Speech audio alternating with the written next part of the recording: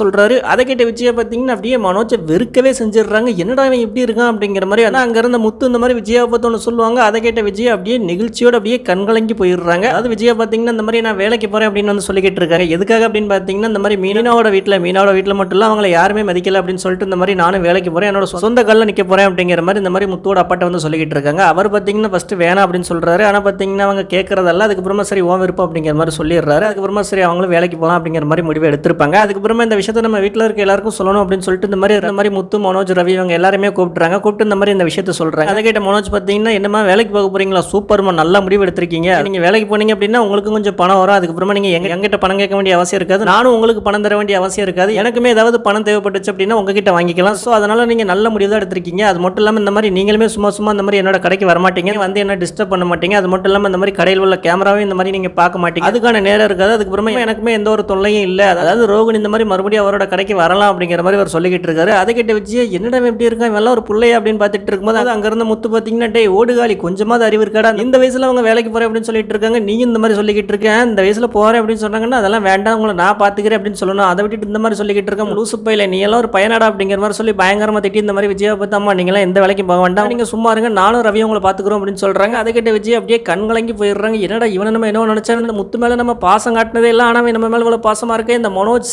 இவெல்லாம் ஒரு மனுஷனா, இவ்வளவு நாள் முத்துவை தப்பா நினைச்சிட்டோமே அப்படிங்கிற மாதிரியும் பார்த்துட்டு இருக்காங்க.